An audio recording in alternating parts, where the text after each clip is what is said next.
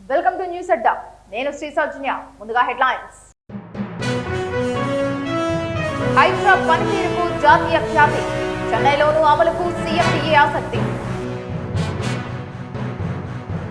మీ dash comment కు నేను rash comment చేయబోను, పినరయి విజయన్ కు రేవంత్ రెడ్డి కౌంటర్. 200 యూట్యూబ్ ఛానళ్లను బీఆర్ఎస్ కొనుగోలు చేసింది, జూపల్లి కృష్ణారావు. హైదరాబాద్ లో 64.35 లక్షల డ్రగ్స్ స్వాధీనం. తిరుమలలో తగ్గిన భక్తుల రద్దీ, శ్రీవారి సర్వదర్శనానికి 6 గంటలే. ఎన్నికలు ఎప్పుడొచ్చినా కాంగ్రెస్ పార్టీ సింగిల్ డిజిట్ కు పరిమితం, హరీష్ రావు. ఇక వివరాల్లోకి వెళ్తే, హైదరాబాద్ లో ప్రభుత్వ ఆస్తుల పరిరక్షణ, నాలాల పునరుద్ధరణ కోసం తెలంగాణ ప్రభుత్వం ఏర్పాటు చేసిన హైడ్రా పనితీరు జాతీయ స్థాయిలో ప్రశంసలు అందుకుంటోంది. హైదరాబాద్ నగరంలో హైడ్రా చేపడుతున్న చర్యలను ఆదర్శంగా తీసుకొని తమ నగరంలో వరదల నివారణకు వినియోగించుకోవాలని చెన్నై మెట్రోపాలిటన్ డెవలప్మెంట్ అథారిటీ ఆసక్తి చూపుతోంది. ఈ మేరకు సీఎండీఏ ఉన్నతాధికారుల బృందం ఒకటి హైదరాబాద్ లో పర్యటించి హైడ్రా కార్యకలాపాలను అధ్యయనం చేసింది. ఈ ప్రశంసలకు తగ్గట్టుగానే హైడ్రా తన దూకుడును కొనసాగిస్తూ నగరంలో మరో భారీ ఆపరేషన్ను విజయవంతంగా పూర్తి చేసింది. షేర్లింగంపల్లి మండలం ఖానామేట్లో 1200 కోట్ల విలువైన 8 ఎకరాల ప్రభుత్వ భూమిని మంగళవారం కబ్జాదారుల చెర నుంచి విడిపించింది. ప్రభుత్వ ఆస్తుల పరిరక్షణలో తన నిబద్ధతను మరోసారి చాటుకుంది. ఖానామేట్లోని సర్వే నెంబర్ 55లో ఉన్న ఈ అత్యంత విలువైన భూమిని కొన్ని ప్రైవేటు నిర్మాణ సంస్థలు ఆక్రమించుకొని తాత్కాలిక నిర్మాణాలు చేపట్టాయి. దీనిపై అందిన ఫిర్యాదుల మేరకు రంగంలోకి దిగిన హైడ్రా అధికారులు రెవెన్యూ రికార్డులను పరిశీలించి అది ప్రభుత్వ భూమిగా నిర్ధారించుకున్నారు. వెంటనే అక్కడి తాత్కాలిక నిర్మాణాలను కూల్చివేసి స్థలాన్ని తమ ఆధీనంలోకి తీసుకున్నారు. ఆ భూమి చుట్టూ కంచె వేసి ప్రభుత్వ ఆస్తి అని సూచించే బోర్డులను ఏర్పాటు చేశారు. తెలంగాణ, కేరళ రాష్ట్రాల మధ్య అభివృద్ధిపై మొదలైన మాటల యుద్ధం మరింత ముదిరింది. కేరళ ముఖ్యమంత్రి పినరయి విజయన్ చేసిన వ్యాఖ్యలకు తెలంగాణ సీఎం రేవంత్ రెడ్డి ఘాటైన పదజాలంతో, స్పష్టమైన గణాంకాలతో బదులిస్తూ ఒక బహిరంగ లేఖ రాశారు. తాను గౌరవప్రదంగా విమర్శలు చేసినప్పటికీ విజయన్ మాత్రం అమర్యాదకరమైన భాషను ఉపయోగించారని రేవంత్ ఆక్షేపించారు. మీ డాష్ కామెంట్ కు నేను ర్యాష్ కామెంట్ చేయబోను అంటూ చురకంటించిన ఆయన, మీరు మా రాష్ట్రానికి వచ్చినప్పుడు అతిథికి ఇవ్వాల్సిన పూర్తి గౌరవం ఇస్తానని హామీ ఇచ్చారు. ఈ మేరకు ఇదే నా చివరి స్పందన అంటూ రేవంత్ రెడ్డి తన లేఖను ఎక్స్ లో పంచుకున్నారు. తెలంగాణ ప్రస్తుత పనితీరుపై తీర్పు ఇవ్వడానికి పినరయి విజయన్ 2023-24 నాటి నీతి ఆయోగ్ సుస్థిర అభివృద్ధి లక్ష్యాల సూచీని ఊటంకించడంపై రేవంత్ తీవ్ర అభ్యంతరం వ్యక్తం చేశారు. ఆ సూచీ 10 ఏళ్ల బీఆర్ఎస్ బీజేపీ పాలన చివరి రోజులను ప్రతిబింబిస్తుందని, 28 నెలల క్రితం 2023 డిసెంబర్లో ఆ పాలన ముగిసిందని గుర్తు చేశారు. తమ ప్రభుత్వ పనితీరును కొత్త గణాంకాలతో అంచనా వేయాలని ఆయన సవాలు విసిరారు. 2024-25 ఆర్థిక సంవత్సరంలో తెలంగాణ జీఎస్డీపీ 16.12 లక్షల కోట్లకు చేరింది. జాతీయ సగటు 9.9% ఉండగా తెలంగాణ వృద్ధి రేటు 10.1%గా నమోదైంది. ఆర్బీఐ స్టాటిస్టిక్స్ 2024-25 నివేదిక ప్రకారం రాష్ట్ర తలసరి ఆదాయం 3.87 లక్షలకు పెరిగింది. ఈ విషయంలో కర్ణాటక, తమిళనాడు, మహారాష్ట్ర, చివరకు కేరళను కూడా అధిగమించి దేశంలోనే తెలంగాణ అగ్రస్థానంలో నిలిచింది అని రేవంత్ రెడ్డి తన లేఖలో స్పష్టంగా వివరించారు. కేరళ సాధించిన విజయాలు కొన్ని దశాబ్దాల కృషి ఫలితమని అంగీకరిస్తూనే ప్రత్యేకంగా విజయన్ హయాంలో ఏం జరిగిందో అక్కడి ప్రజలకు వివరించాలని హితవు పలికారు. So my point is that the competition is not going between Telangana and Kerala. The fight is going in Kerala between LDF and UDF. He has to answer. He has ruled by 120 months. He has to answer for Kerala people, not for Telangana.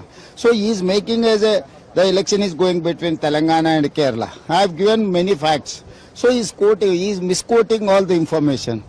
That is why I have written a letter with facts. So I am ready to debate with Pinarayi Vijayan. So my point is that who is his role model? Narendra Modi and Amit Shah, or Jyoti Basu, otherwise Somnath Chatterjee. So he is taking references from Modi. So one Modi is it. That is what my point. So our people are referring K. Karnakaran ji and Omen Chande ji. These two leaders from Kerala is our role models. So whereas Pinarayi Vijayan is taking a Narendra Modi role model, which is not acceptable for Kerala people. That is what I have got feedback from Kerala youth. So I have told, boss, you are a communist. You have to take role models for your legacy, not communalist. So he is functioning, is campaigning like one more Narendra Modi. You see, wherever you go, only Pinarayi Vijayan posters or cutouts are there. What is the point? He is insulting Kerala youth and candidates of LDF. So, Panchayat member to Parliament member, same Modi is doing. So, even Panchayat election is there, they ask in the name of Modi. Even Parliament election is there, they ask in the name of Modi. Same thing is happening in Kerala. So, how come the senior leader is insulting Kerala people, which is not accepted by Kerala people? That is what I have got to feedback. I have told boss, that previous his friend, his close friend of Pinarayi Vijayan was in Telangana, Mr. Kalvakunta Chandrasekhar Rao. He is quoting that period till 23-24. He is quoting all the before 23-24. That time I was not there. That is why Telangana people have replaced Chandrasekhar Rao, his best friend of Pinarayi. అక్రమంగా గడించిన వేల కోట్ల రూపాయలతో BRS party ఏకంగా 200 YouTube ఛానళ్లను కొనుగోలు చేసి ప్రభుత్వంపై అసత్య ప్రచారాలు చేస్తోందని మంత్రి జూపల్లి కృష్ణారావు మండిపడ్డారు. సోషల్ మీడియా యూట్యూబ్ వేదికగా బీఆర్ఎస్ బురద జల్లుతోందని, వీటిని కాంగ్రెస్ కార్యకర్తలు ధీటుగా ఎదుర్కోవాలని పిలుపునిచ్చారు. కేవలం ఇంట్లో కూర్చుంటే అధికారం రాదని, మంత్రాలకు చింతకాయలు రాలవు అనే నిజాన్ని గుర్తించి ఫీల్డ్లోకి వెళ్లి పని చేయాలని సూచించారు. 2029లో రాహుల్ గాంధీని ప్రధానిని చేసేందుకు, రాష్ట్రంలో పార్టీని నిలబెట్టేందుకు ప్రతి కార్యకర్త రోజుకు 1 గంట సమయం కేటాయించి ప్రభుత్వ సంక్షేమ పథకాలను ప్రజల్లోకి తీసుకెళ్లాలన్నారు.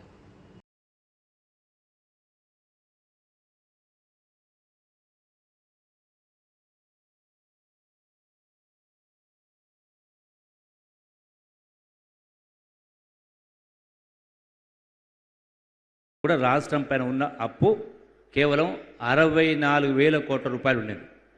ఒక్క ముఖ్యమంత్రి 10 సంవత్సరాలు పరిపాలన చేస్తే 8 లక్షల కోట్ల రూపాయలు అప్పు చేసింది. ఈ 8 లక్షల కోట్ల రూపాయల అప్పుకు ఈనాడు గౌరవ ముఖ్యమంత్రి రేవంత్ రెడ్డి గారి ప్రభుత్వం ఈ 2 సంవత్సరాల కాలంలో 1,50,000 కోట్ల పైచిలకు వడ్డీ కట్టడం జరిగింది, కంతులు కట్టడం జరిగింది. హైదరాబాద్ కమిషనరేట్ పరిధిలో భారీ మొత్తంలో డ్రగ్స్ పట్టుకున్నారు. చిలకలగూడ, ఆదిపట్ల, సనత్ నగర్ పోలీసులు జాయింట్ ఆపరేషన్ నిర్వహించి 64.35 లక్షల రూపాయల డ్రగ్స్ ను స్వాధీనం చేసుకున్నారు. డ్రగ్స్ సరఫరా చేస్తున్న 5గురిని పోలీసులు అరెస్టు చేశారు. ఈ కేసు వివరాలను task force DCP Vaibhav Gaikwad వెల్లడించారు. ఈ ఆపరేషన్లో డ్రగ్స్తో పాటు 50,000 రూపాయల నగదు, ద్విచక్ర వాహనం, మొబైల్ ఫోన్లను సీజ్ చేసినట్లు తెలిపారు. నిందితులు గతంలో ఉద్యోగాలు చేశారని, ఆ తర్వాత టైల్స్ వ్యాపారం నిర్వహించినట్లు చెప్పారు. ఈ వ్యాపారంలో నష్టం రావడంతో ఆ తర్వాత డ్రగ్స్ వ్యాపారంలోకి వచ్చారని చెప్పారు. ఈరోజు 363 grams of ecstasy pills, OG ganja 41 grams, LSD blots 0.12 grams, తర్వాత cash of 50,000, mobile phone and 2 wheeler of 39,40,500 rupees worth of ఈ కాంట్రాబ్యాండ్ సబ్జెక్ట్ మేము ఈరోజు సీజ్ చేశాము. ఈ అక్షయ్ పటేల్ అది గ్రాడ్యుయేషన్ కంప్లీట్ అయిన తర్వాత అది బార్న్ అండ్ బాటప్ హైదరాబాద్ నుంచి ఉన్నారు. ఇది గ్రాడ్యుయేషన్ కంప్లీట్ అయిన తర్వాత ఇనీషియల్గా ప్రైవేట్ కంపెనీలో జాబ్ చేశారు. సబ్సిక్వెంట్గా వాళ్ళు ఒక టైల్స్ బిజినెస్ కూడా స్టార్ట్ చేశారు. బట్ ఈ బిజినెస్లో లాస్ అయ్యి ఫైనాన్షియల్ కన్స్ట్రెంట్తో తర్వాత పర్సనల్ మ్యాటర్తో వాళ్ళు స్లోలీ ఈ డ్రగ్ హ్యాబిట్స్లో అలవాటు అయ్యారు. ఈ అలవాటు అయిన తర్వాత వాళ్ళు ఈ డ్రగ్ కన్జంప్షన్ చేసి తర్వాత సబ్సిక్వెంట్గా వాళ్ళు లోకల్ సబ్ పెడ్లర్ అండ్ తర్వాత పెడ్లర్గా ఇక్కడ పని స్టార్ట్ చేశారు. వాళ్ళ రెగ్యులర్గా ఈ డిటిడిసి కురియర్, మిగతా కురియర్ నుంచి గోవా నుంచి ఇది మటీరియల్ పిలవడం అండ్ ఇక్కడ సబ్ పెడ్లర్కి అమ్మడం అది రెగ్యులర్గా స్టార్ట్ చేశారు. సో ఇది ఒకటి అక్యూజ్ అక్షయ్ పటేల్ అండ్ తర్వాత ఇక్కడ అక్షయ్ పటేల్తో ఒక సబ్ పెడ్లర్ బాబురి ఆదిత్య వర్ధన్ ఇద్దరికి కూడా మేము ఈరోజు అరెస్ట్ చేశాము. ఈ 3 కేసులో చూస్తే ఈ మోడస్ ఆపరెండి సేమ్, అంటే ఇనిషియల్గా ఈ అందరు పెడ్లర్స్ సబ్ పెడ్లర్స్ ఇనిషియల్గా ఈ ఫైనాన్షియల్ కన్స్ట్రెంట్తో పర్సనల్ ప్రాబ్లంతో ఈ ఎడ్యుకేషన్ ఆపేసి ఇది డ్రగ్ కన్జ్యూమ్కి అలవాటు అయ్యి తర్వాత స్లోలీ ఫైనాన్షియల్ కన్స్ట్రెంట్తో డ్రగ్ కన్జ్యూమర్ అండ్ పెడ్లర్గా మారారు. సో ఈ స్లోలీ ఇక్కడ వాళ్ళు చాలామంది మేము ఈ కేసెస్లో కన్జ్యూమర్స్ కూడా ఐడెంటిఫై చేశాము. ఈ కన్జ్యూమర్స్కి కూడా నెక్స్ట్ మేము అప్రెంట్ చేస్తాము. సో ఈ 3 కేసులో total multiple contraband subjects, contraband substances worth of 63,65,500 rupees మేము సీజ్ చేశాము. ఈ 5 అక్యూజ్కు కూడా ఈరోజు మేము జ్యుడిషియల్ కస్టడీలో పంపించేస్తున్నాము.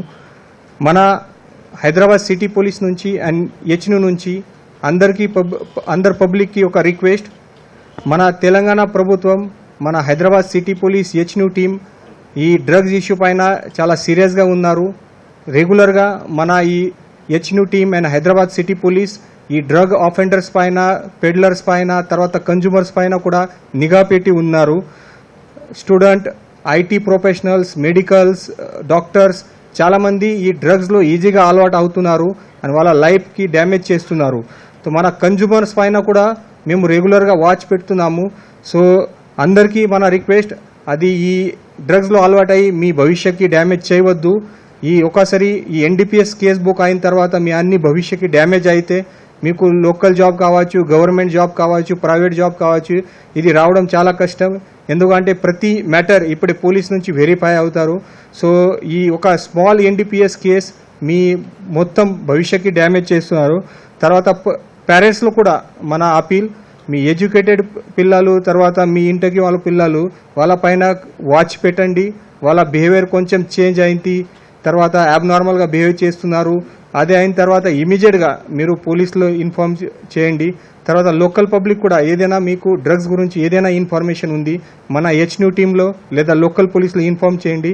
దీనిపైన మేము సీరియస్ యాక్షన్ చేస్తాము. తిరుమల పుణ్యక్షేత్రంలో భక్తుల రద్దీ సాధారణంగా ఉంది. శ్రీవారి సర్వదర్శనానికి కేవలం 6 గంటల సమయం పడుతోందని తిరుమల తిరుపతి దేవస్థానం అధికారులు తెలిపారు. ముందు రోజుతో పోలిస్తే రద్దీ కాస్త తగ్గడంతో భక్తులు త్వరగా స్వామివారిని దర్శించుకోగలుగుతున్నారు. టీటీడీ వెల్లడించిన వివరాల ప్రకారం శ్రీ వెంకటేశ్వర స్వామిని మొత్తం 77,294 మంది భక్తులు దర్శించుకున్నారు. వీరిలో 26,796 మంది తలనీలాలు సమర్పించి మొక్కులు చెల్లించుకున్నారు. ఒక్కరోజే శ్రీవారి హుండీకి కానుకల రూపంలో 4.75 కోట్ల ఆదాయం వచ్చినట్లు అధికారులు ప్రకటించారు. ప్రస్తుతం వైకుంఠం క్యూ కాంప్లెక్స్లోని 7 కంపార్ట్మెంట్లలో భక్తులు స్వామివారి దర్శనం కోసం వేచి ఉన్నారు. టైం స్లాట్ టోకెన్లు లేని సర్వదర్శనం భక్తులకు దర్శనానికి సుమారు 6 గంటల సమయం పడుతుందని అంచనా వేస్తున్నారు. రద్దీ తగ్గడంతో సామాన్య భక్తులకు దర్శనం వేగంగా జరుగుతోంది. ఎన్నికలు ఎప్పుడొచ్చినా కాంగ్రెస్ పార్టీ గెలవబోదని, సింగిల్ డిజిట్ కు పరిమితం అవుతుందని మాజీ మంత్రి BRS senior MLA Harish Rao అన్నారు. పరిగి ఇండస్ట్రియల్ పార్క్ బాధితులను కలవడానికి బయలుదేరడంతో పోలీసులు హరీష్ రావు, సబితా ఇంద్రారెడ్డి, ఎర్రబెల్లి దయాకర్ రావు సహా పలువురు బీఆర్ఎస్ నాయకులను అరెస్టు చేశారు. శంషాబాద్ పోలీస్ స్టేషన్ కు తరలించిన పోలీసులు ఆ తర్వాత వారిని విడుదల చేశారు. ఈ సందర్భంగా హరీష్ రావు మాట్లాడుతూ తెలంగాణలో కాంగ్రెస్ మరోసారి అధికారంలోకి వస్తుందని, తాను మళ్లీ ముఖ్యమంత్రి అవుతానని రేవంత్ రెడ్డి పగటి కలలు కంటున్నారని ఎద్దేవా చేశారు. వచ్చే ఎన్నికల్లో కాంగ్రెస్ పార్టీకి కనీసం ప్రతిపక్ష హోదా కూడా రాదని వ్యాఖ్యానించారు. గత 2.5 పాలనలో ప్రజాస్వామ్యాన్ని కూనీ చేశారని ఆగ్రహం వ్యక్తం చేశారు. అలాంటి కాంగ్రెస్ పార్టీ ఎన్నికలు ఎప్పుడు వచ్చినా సింగిల్ డిపాజిట్కు పరిమితం అవుతుందని అన్నారు. ప్రతిపక్షాలు ప్రశ్నించకూడదని, ఆందోళనలు, ధర్నాలు నిర్వహించరాదని కాంగ్రెస్ ప్రభుత్వం చెబుతోందని మండిపడ్డారు. ప్రశ్నిస్తే కేసులు, విచారణలు అంటున్నారని ఆవేదన వ్యక్తం చేశారు. అసలు తమను అరెస్ట్ చేయాల్సిన అవసరం ఏమొచ్చిందని నిలదీశారు. రైతులను పరామర్శించేందుకు వెళ్తుంటే అరెస్ట్ చేస్తారా అని ఆగ్రహం వ్యక్తం చేశారు. వచ్చే ఎన్నికల తర్వాత తెలంగాణలో రామరాజ్యం లాంటి కేసీఆర్ రాజ్యం వస్తుందని అన్నారు. రెడ్డి గారి మాటల్లోనే ప్రజాస్వామ్యం ఉంది.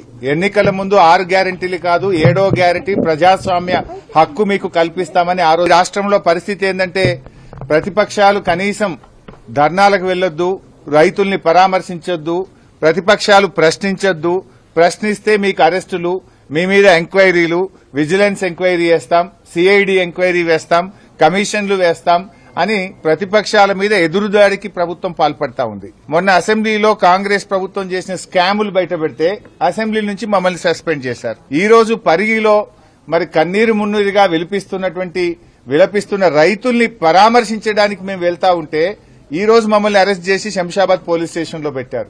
ఈ రాష్ట్రంలో ఒక నిర్బంధ పాలన జరుగుతా ఉంది. ఈ రాష్ట్రంలో రేవంత్ రెడ్డి పాలన ఎట్లా ఉందంటే గడీల పాలన, బేడీల పాలన, నిర్బంధాల పాలన, ఒక గుడ్డి పాలన నడుస్తా ఉంది. ఒక పోలీస్ రాజ్యం నడుస్తా ఉంది. ప్రజలకు అర్థమైంది. నువ్వేదో మళ్ళా గెలుస్తా అని పగటికల్గా అంటున్నావు, ఏడబోయినా చెప్తున్నావు. నువ్వు గెలుసుడు కాదు కదా, ప్రతిపక్ష హోదా కూడా రాదు. ఈ రాష్ట్రంలో అసెంబ్లీ ఎన్నికలు ఎప్పుడు జరిగినా కాంగ్రెస్ కు వచ్చేది సింగిల్ డిజిటే వస్తుంది బిడ్డ. నువ్వు మళ్ళా గెలిచేది అయిపోయింది నీ పని, నువ్వు మళ్ళొచ్చేది లేదు. ఎట్టి పరిస్థితుల్లో రామరాజ్యం వస్తుంది, కేసీఆర్ రాజ్యం వస్తుంది. ఇవి ఇప్పుడు వరకు ఉన్న బులెటిన్ అప్డేట్స్. మరొక బులెటిన్ తో మళ్ళీ కలుసుకుందాం. అంతవరకు సెలవు, నమస్కారం.